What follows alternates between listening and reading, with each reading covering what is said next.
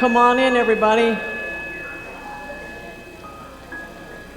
Hello, our friends in the virtual world, whom we love in the real world too. Facebook and Zoom appear ready to go.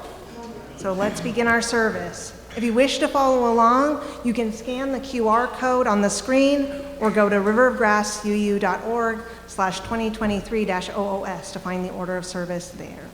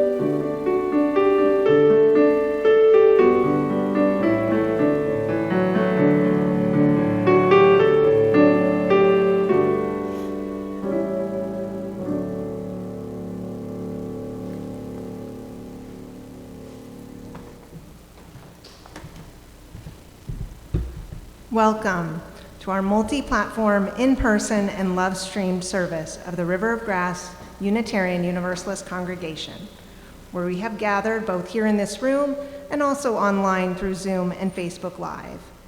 We celebrate all the ways we find to gather our beloved community in body and spirit as we go and grow and flow, the River Way. I'm Tanya Gustafson, and my pronouns are she and her. You here in this room, we welcome you. You on Zoom or Facebook Live, we welcome you. However you made your way among us this morning, we welcome you. Let us pause together to enter into this time together as we connect again with one another, with the holy by any name, and the light of love within us all. While we remain mindful that not everyone can breathe easy, let us pause here in the headlong rush of our lives to breathe into our time together.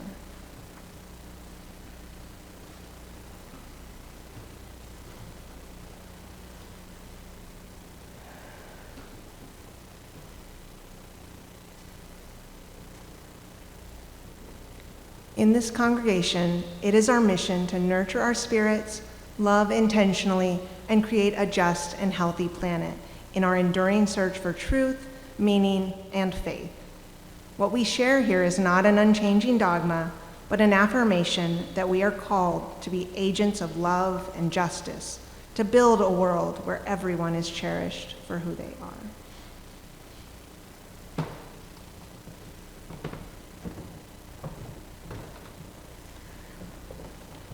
This morning we continue our month-long exploration this month of May to consider what it means to be a people who follow pathways of creativity. Let's bring it down a little bit. We're echoing a lot. Pathways of creativity, especially in this time that we are called to reimagine our world and rebuild it following trauma. We're called to create new ways of being in it in this new era.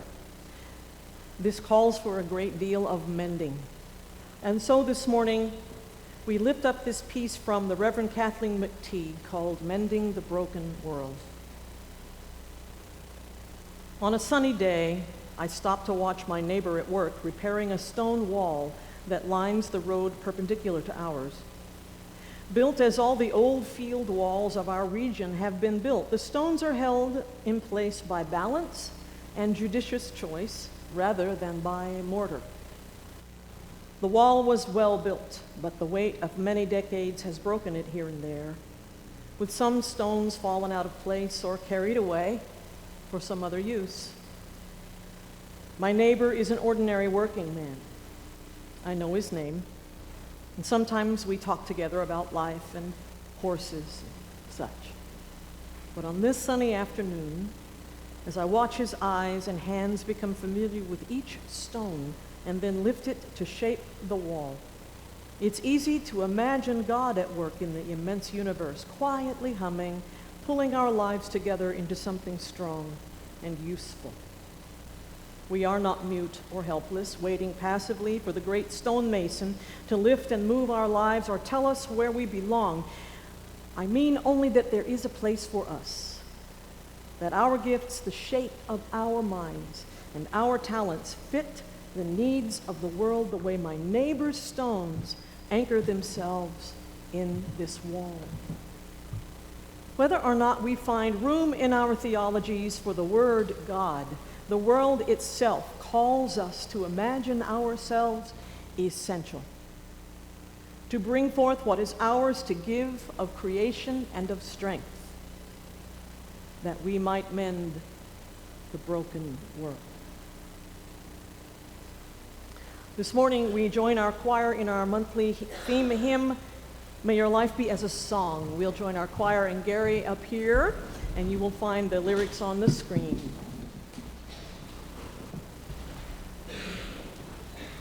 And this is a round, so I dare ya. I dare ya.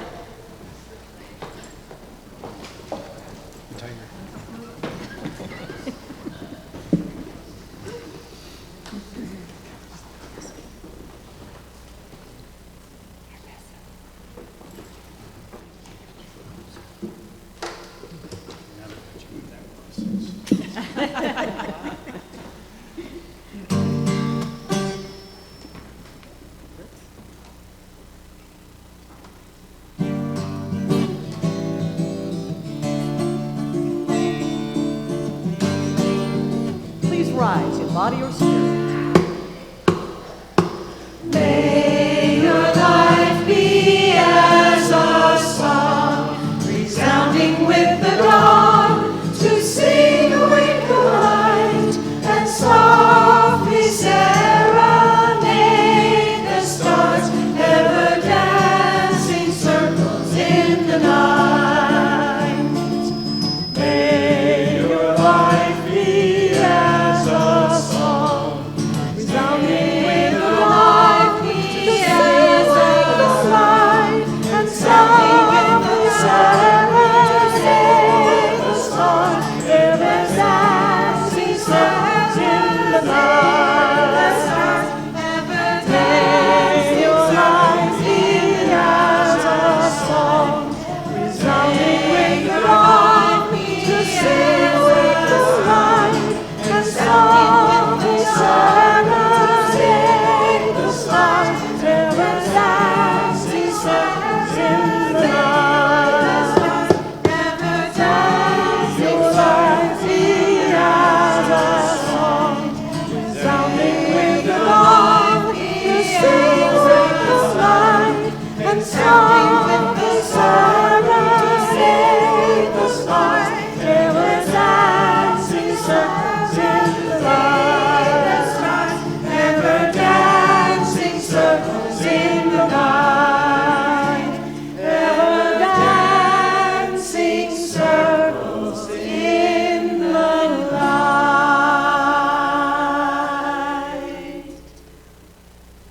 Good job. You may be seated.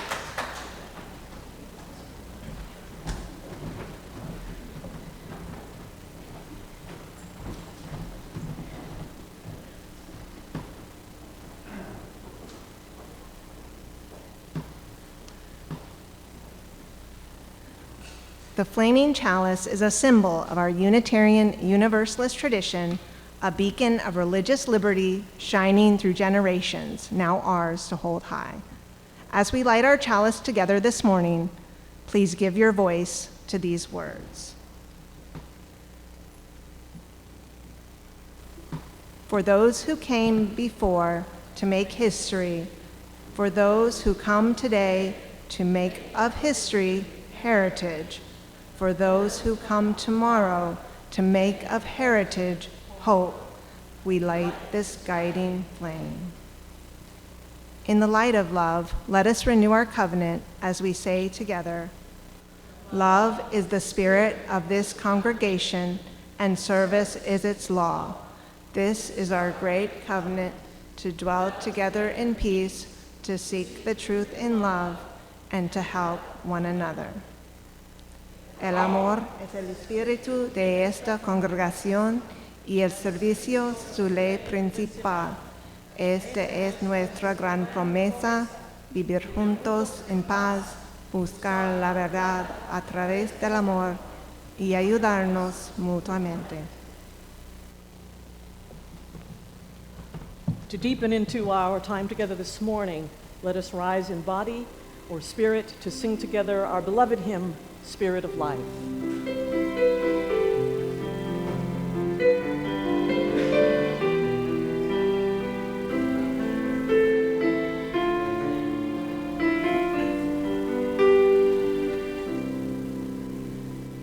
Spirit of life, come unto me.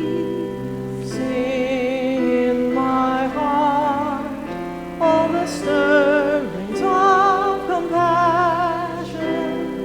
Blow in the wind, rise in the sea, move in the hand, giving life the shape of justice. Roots hold me close, wings set me free. Spirit of life, come to me, come to me.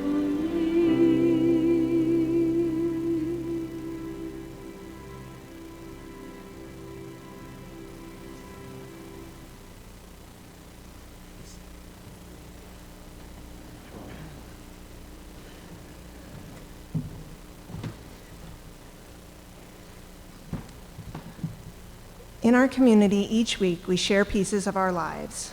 This too has taken a new form in our new normal. We take a moment here with people who love us for exactly who we are, where we are right now. Here in the room, we'll share from the book. If you're in Zoom and would like to share a thought, a prayer, a joy, or concern, write it in the chat and we'll lift them up together. As William James wrote, we are like islands in the sea, separate on the surface, but connected in the deep. Let us share a moment of silent reflection, connecting us all who are in need.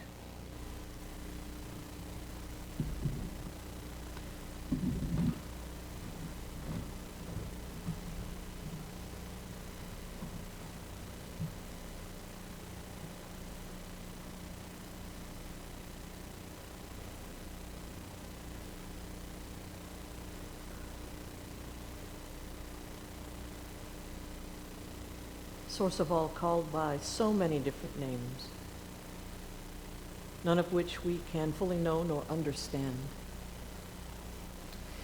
We come in the expression of the power of community, of this part of the beloved community, where we are entrusted with the pieces of one another's lives.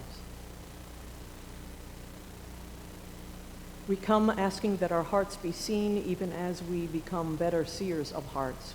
We realize there are things written and unwritten, spoken and unspoken, that there are joys in this room, that there are sorrows in this room, that there are hopes and dreams in this room and disappointments in this room. We come this morning acknowledging that all of those things are part of our lives, part of one another's lives, and part of why we come together, that our burdens may be made lighter and our joys brighter.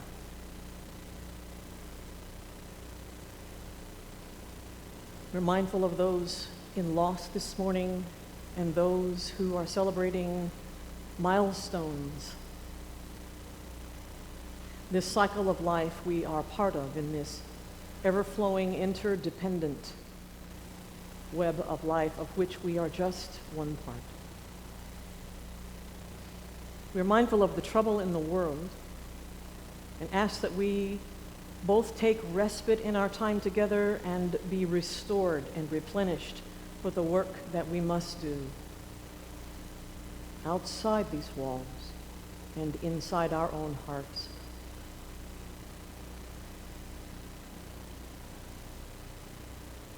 On this day, we honor mothers and motherers. We acknowledge that there are so many ways to nurture life in this world. We are mindful of those who come with joy on this day and those who come with mourning. I'm mindful this morning of the mothers at the border who have risked their own lives to make a better one for their children. May we welcome the stranger, as every tradition has asked us to do. May we recognize the mothers and the motherers and the mothering within ourselves and with all who bring forth, who create, who sustain, extend, and bless lives generation into generation. We bring all these things in the name of all that is holy. Amen and amen. Aho, ashe, namaste, blessed be. And so it is.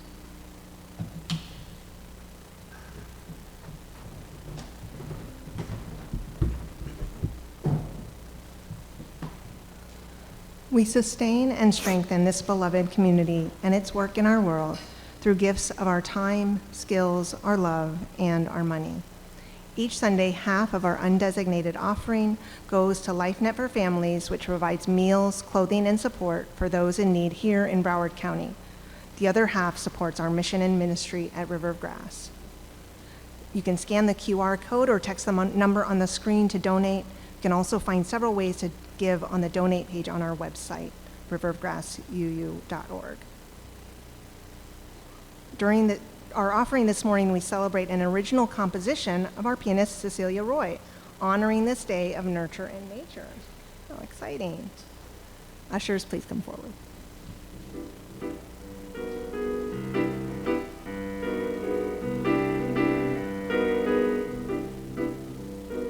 Morning, it's too early to be rising. Hush now, close your eyes, go back to sleep, please. But they got to run when they feel that morning sun. Life is dancing, laughing. Something's always so amusing. Flowers are for smelling and for tasting. Life feels secure, they're loved, that is sure, and we're dancing. The twirling pink dress, the house stays a mess, milk spills to the floor. They go get some more, they don't worry for what needs to be done when these games are so fun. They don't hurry, stand still, then I see them growing somewhere in my heart. I'm always knowing things won't stay the same, but I wish they'd remain, and life is dancing. Crayons for paper, bats all on the wall. Come play catch, throw me the ball, wipe your shoes on the mat, don't track mud down the hall. Oh, they're not wearing shoes, clever yet so small. Treasure all these moments that you live in. Take them like a picture in your heart.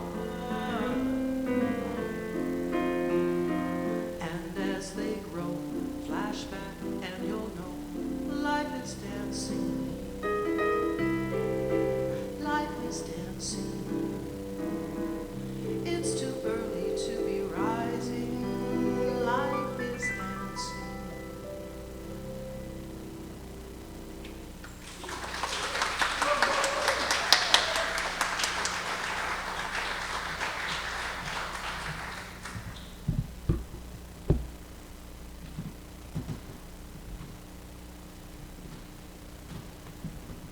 And thank you for your generous gifts.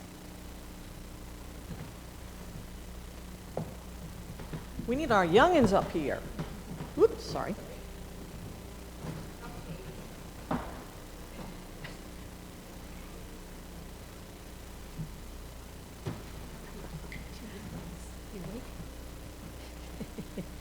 All right, so we're talking about creativity.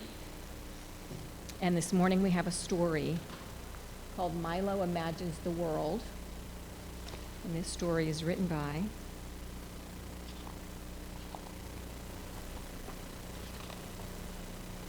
Matt de la Pena. I should remember that. Remember the story Love that he wrote too, that we like so much? We'll do it again soon. So your pictures are going to be up on the screen today. What begins as a slow, distant glow grows and grows into a tired train that clatters down the tracks. A cool rush of wind quiets into a screech of steel, and when the doors slide open, Milo steps aboard. The train bucks back into motion as her and his sister squeeze onto bench seats. The whiskered man beside Milo has a face of concentration. A businessman has a blank, lonely face. These monthly Sunday subway rides are never ending. As usual, Milo is a shook-up soda. Excitement stacked on top of worry, on top of confusion, on top of love. To keep himself from bursting, he studies the faces around him and makes pictures of their lives. At a downtown local stop, the whiskered man folds up his crossword and hurries off the train. Milo imagines him trudging through brown mounds of slush. It's a 5-flight climb to his cluttered apartment, where he's greeted by mewling cats and burrowing rats. Late that night, the door to the parakeet cage mysteriously falls open, and the cats gather on the cold sill to watch the birds fly free above the city. Parakeets tweet songs of longing as the man sips tepid soup, hunched over a game of solitaire. Milo tugs his sister's sleeve and holds up his picture, but even when she turns to look, he can tell she doesn't see. She's a shook-up soda, too. A boy in a suit boards the train with his dad. His hair is a perfect part, and there's not a single scuff on his bright white Nikes. Milo imagines the clop, clop, clop of the horse-drawn carriage that will carry him to his castle. Imagines the clink, clink, clink of the guards slowly lowering the drawbridge. Across the human-made moat, the boy is met by a butler, 2 maids, and a gourmet chef offering crust-free sandwich squares. Milo holds up this picture too, but his sister shoos him away. "Can't you see I'm playing my game?" He watches her thumb bang around her smudged screen, then turns to the boy in the suit. They lock eyes for a few long seconds, and suddenly it feels like the walls are closing in around Milo. What do people imagine about his face? Can they hear his mom's soothing voice reading him a bedtime book over the phone? Can they see him reciting his volcano poem to the class? Can they smell the chilly Colorado bubbling in a pot in his auntie's apartment near the cemetery? Butterflies flood Milo's stomach when it's finally their stop. He follows his sister onto the cold station platform and up the stairs. Above ground, he's surprised to see the boy in the suit a few paces ahead. He's even more surprised when the boy joins the long line to pass through the metal detector. Milo's sister suddenly bends to give him a hug. "I didn't mean to snap at you," she says. She takes his hand, adding, "You have your picture ready?" He nods, feeling the warmth of her fingers. As they slowly shuffle forward, Milo studies the boy in the suit, his dad rubbing his thin shoulders, and a thought occurs to him. Maybe you can't really know anyone just by looking at their face. Milo tries to reimagine all the pictures he made on the train. Maybe he could have done it like this instead. Milo's chest fills with excitement when he spots his mom coming through the crowd. His sister rushes to give her a hug before pulling Milo in too, and it's in this tight tangle of familiar arms that he feels most alive. When they separate, Milo flips through his pad until he finds the right picture. "I made this for you," he says, holding it up, and he watches for the smile he hopes will spread across his mom's face. On Mother's Day, we want to remember all mothers and all the different ways that people mother. Milo has a different kind of experience with his mom, than what some of us are used to. I hope they have a happy Mother's Day, even under the situation that they're in. Let's sing our young'uns off to their classes. We love you and bless you and send you on your way. We love you and bless you today and every day. Aha, we sang our young'uns back to their seats. Always good. Well, we're all in class today, right? All we do is faith development. All we do is religious education.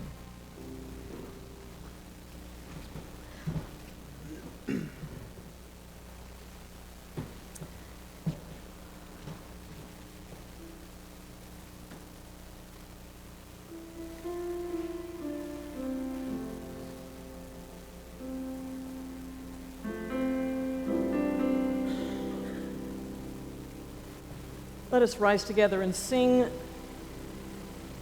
Circle Round for Freedom.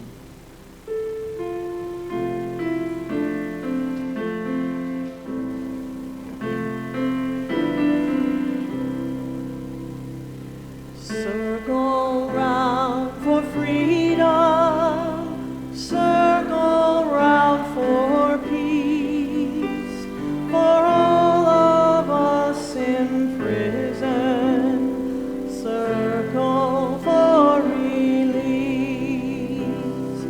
circle for the planet, circle for each soul, for the children of our children, keep the circle whole. Please be seated.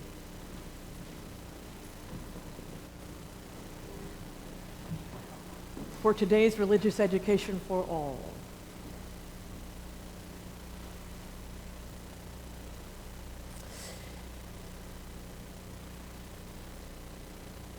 Though it was some 35 years ago,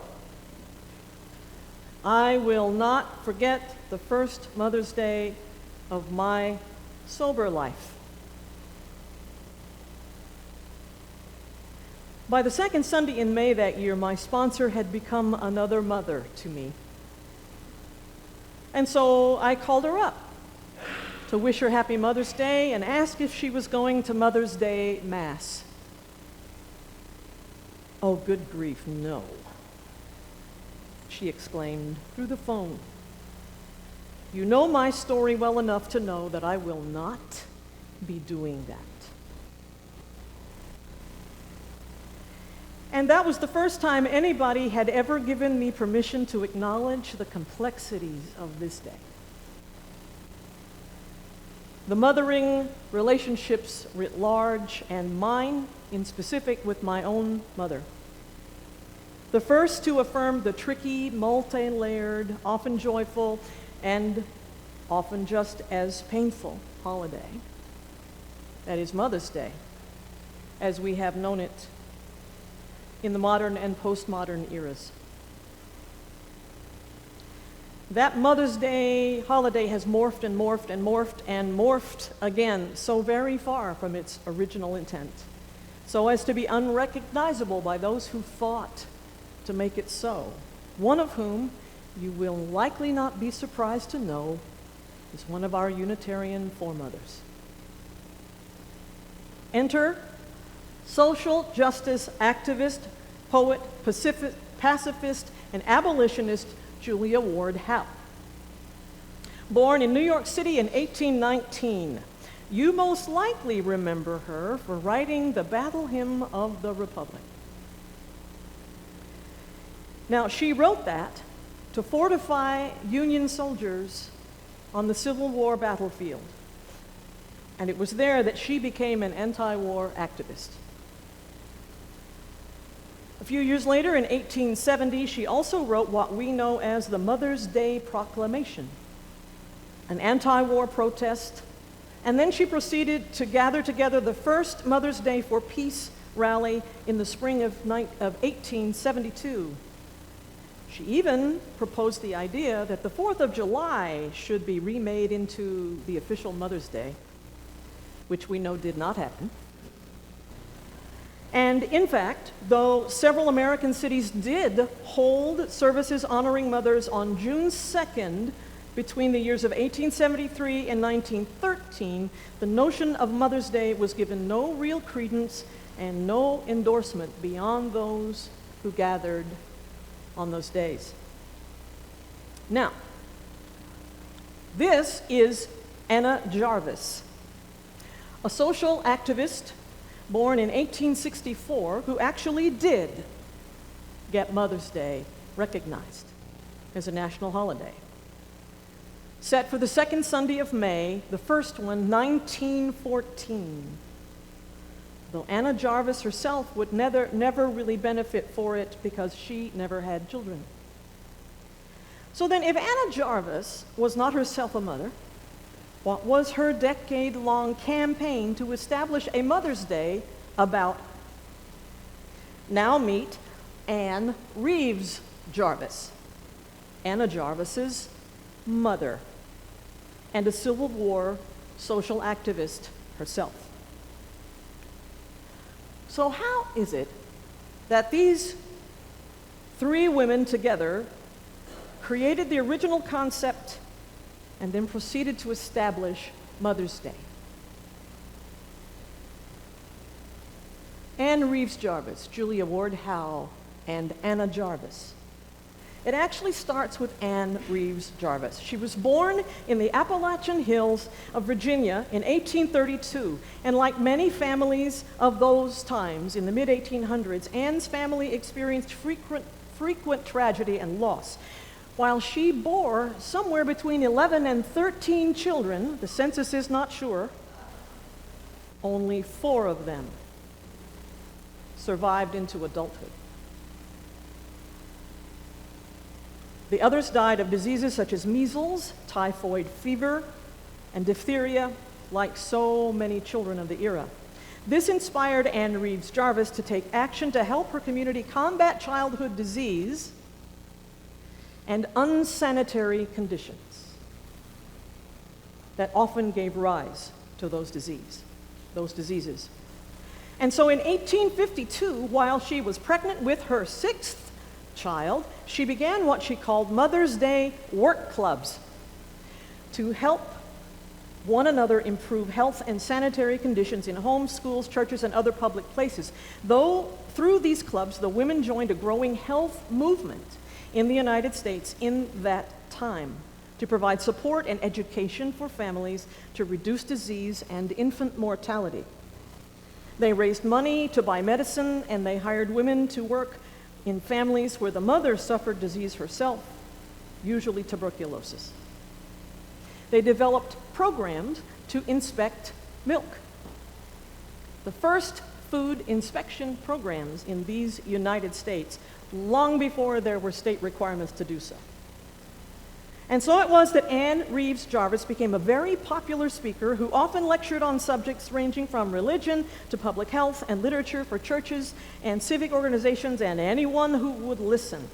Her mother's work clubs were also Civil War peace activists, and very often at their gatherings, Anne Reeves Jarvis would arise dressed in Union gray, while another woman would arrive in rebel blue, and together they would lead each other's military anthems. They also cared for soldiers during that time. Okay, now, so in the midst of these mothers' work clubs, there is our Unitarian foremother, Julia Ward Howe. She was a great admirer of Anne Reeves Jarvis's work, and she had herself joined the U.S. Sanitary Commission during the war as more men died of disease in prisoner of war encampments than died on the battlefield.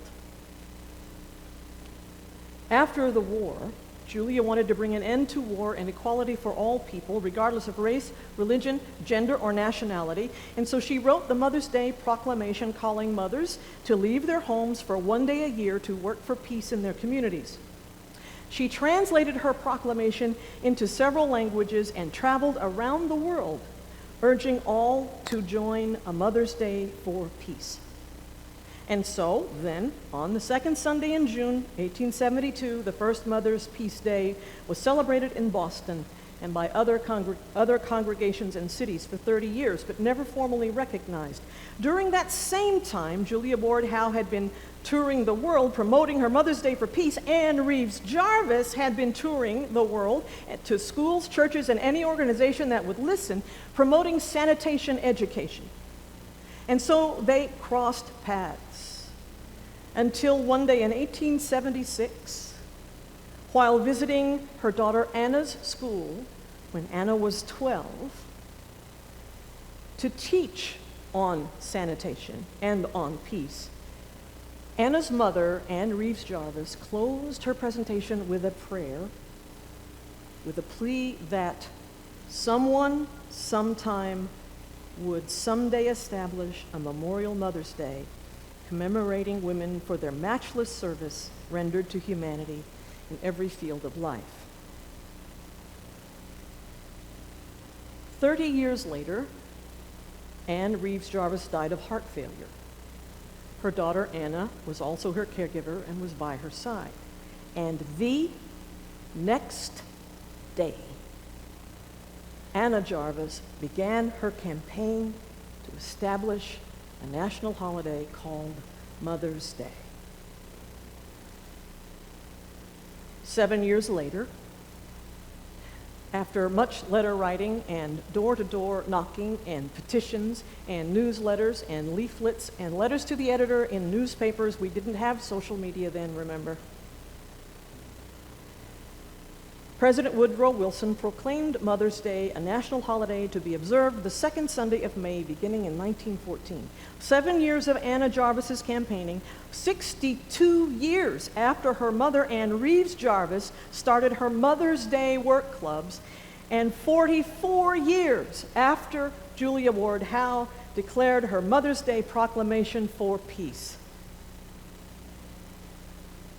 which declares thus: "Arise, all women who have hearts, whether your baptism be that of water or of tears. Say firmly, we will not have great questions decided by irrelevant agencies, nor our husbands come to us reeking with carnage for caresses and applause. Our sons shall not be taken from us to unlearn all that we have been able to teach them of charity, mercy, and patience. We, the women of one country, will be too tender of those in another to allow our sons to be trained to injure theirs.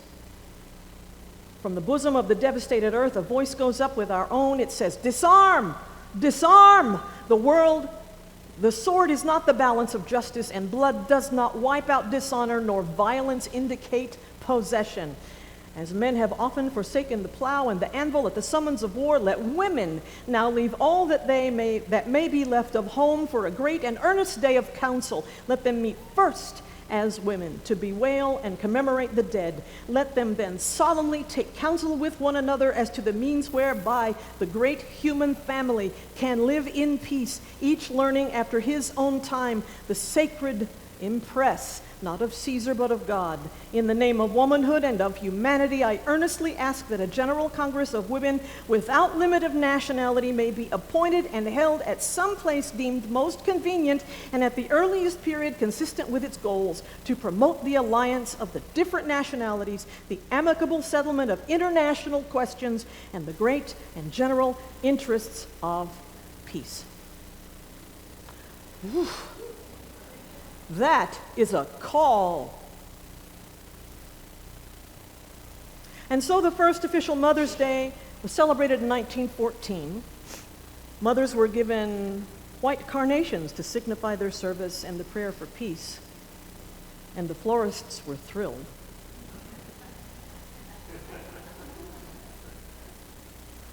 After that, it didn't take long before vendors of all kinds found ways to commercialize the day. And Anna Jarvis spent years trying to preserve the original intent of the holiday by suing companies who profited from Mother's Day. And she even went against charities who used the day for fundraising. By the end of her life, she went so far as to say she regretted having established Mother's Day. And she went door to door. As she had done to establish it, she went door to door with petitions to repeal it. So sick was she with its commercialization. And you thought your Mother's Day feelings were complicated. Now here we are in 2023.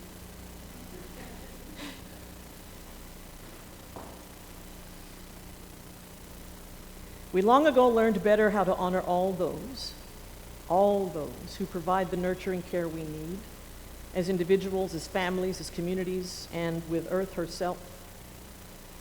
All of those who create and sustain and feed and fortify life, regardless of gender or orientation or marital status or place in the scheme of things. All of us who circle round for freedom, circle round for peace, circle for the planet, and keep the circle whole. Let us, like the mothers of Mother's Day, the real one, Anna Reeves Jarvis, her daughter Anna Jarvis, and their sister in solidarity, our foremother Julia Ward Howe, like them, may we keep making the connections and doing the good work without fail to mend our broken world. Let us remember that their own efforts, however foundational to the progress of women in this world, those efforts were focused almost entirely on white women. And with this in mind, let us note that the notion of motherhood we have been sold since then hinges on an idyllic post-war middle 50s American portrait of the proper family, which did not exist then and does not now. And this morning I grieve how my own mother struggled to match up to that and never truly understood that it was impossible to begin with. Especially on Mother's Day when she, so wanted it to be perfect, which meant that we kids had to be perfect, and we were not. Which meant she suffered. Let us affirm that it is right and good to honor mothers and motherers of every kind on this day, with candles and flower and candies and brunches and whatever suits their fancy. Me, I would like new tools. And let us also affirm that this is also a difficult day for many, and for many reasons.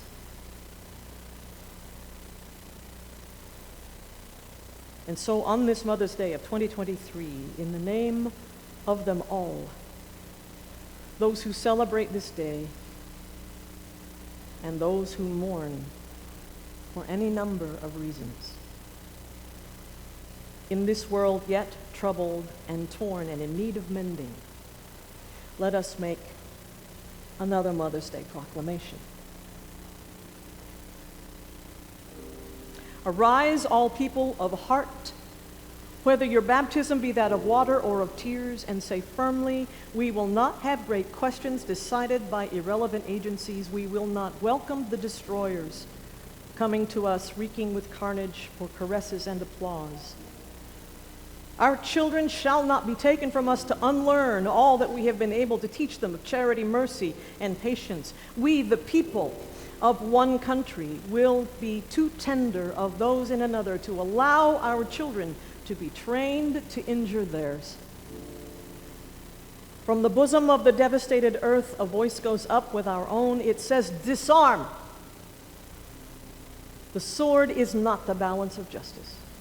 Blood does not wipe out dishonor, nor violence indicate possession.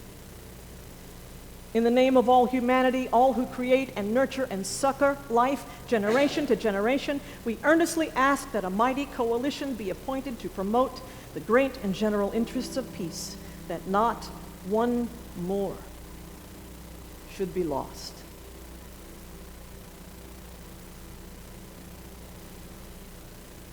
And on this mother of all days, let us vow, like those who came before us, that we shall not rest till all of us get free, that we shall not abate the work at hand until justice shall prevail, with peace for all the peoples of this earth. May it be so. As we rise and sing together, we are a gentle, angry people.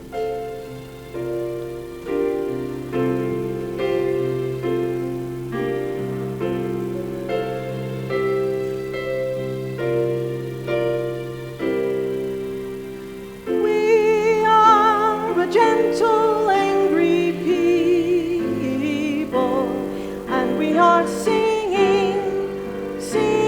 for our lives.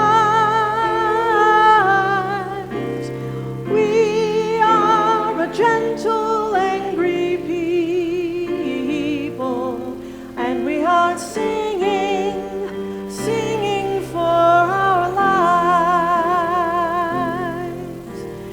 We are a justice-seeking people, and we are singing for our lives.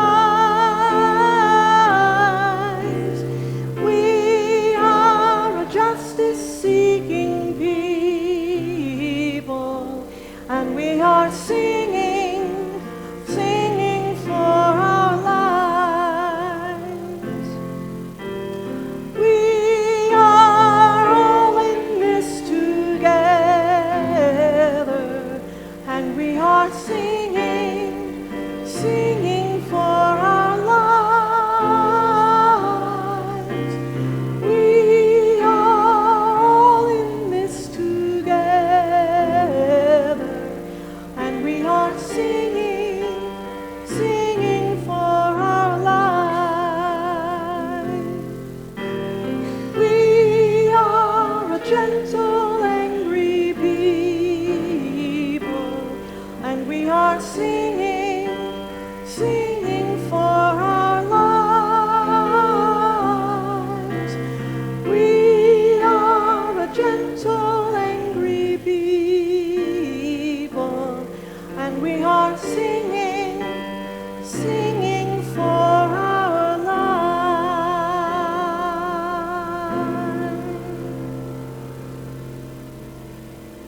You may be seated as we hear about some things that will help us live into this Unitarian Universalist faith we follow in the coming days, in this world in need of us, and the things we do, the things we believe, the things we love. At the River of Grass, we offer many ways to live our Unitarian Universalist faith in action. You'll find them in our weekly email, our Facebook page, and website, riverofgrassuu.org. Here are some upcoming opportunities to fulfill the mission and vision of this congregation and other announcements for the life of this beloved community. Membership is hosting an inquirer session after worship service today from 12 to 1. We will talk about how we create our worship services here at the River of Grass and the themes for the liturgical year. People new to the congregation and members who want to know more are welcome. For questions, talk to Leanna Bresnahan after service. Susie, registration is now open for the Southeastern Unitarian Universalist Summer Institute 2023 in the beautiful foothills of the Smoky Mountains during the week of July 16th to the 22nd. The early registration at a reduced price is deadline for this joyful all-ages family camp is May 15th. Tomorrow. Learn more online at susie.org or reach out to this year's director, our own Rev. Amy, or our Faith Development Director, Karen Gonzalez. All right. Enjoy a night of poker in a member's home, including a welcoming drink, hors d'oeuvres, dinner, and full bar and beers for $25 on May 20th. A beginner's table where you learn the game and an experienced player's table will both be running, so everyone can have fun. See Maureen Lundell, or Ellie Keene in the back for tickets. All right. Full Moon Daughters invite all women, girls, and those who identify as female to our annual sunrise salutation at dawn on Saturday, May 20th at the Lauderdale by the Sea beach. Come greet the new day with a song and meditation as we head toward summer solstice. For more information, email fullmoondaughters@riverofgrassuu.org. Or you can see Diane. All right. Good. All right, and last, the election of a new UUA president will happen at GA this June. To learn more about the candidate, Reverend Dr. Sophia Betancourt, please join the webinars coming up on May 20th and June 3rd. You can see the weekly email for further information. You must register to attend.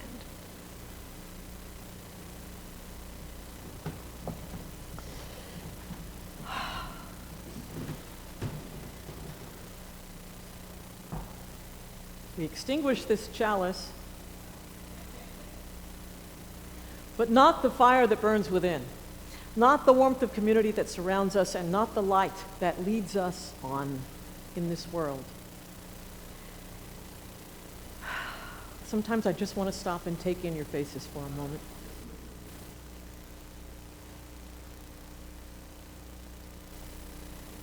May the rest of your day be joyful. Until we meet again, shine on.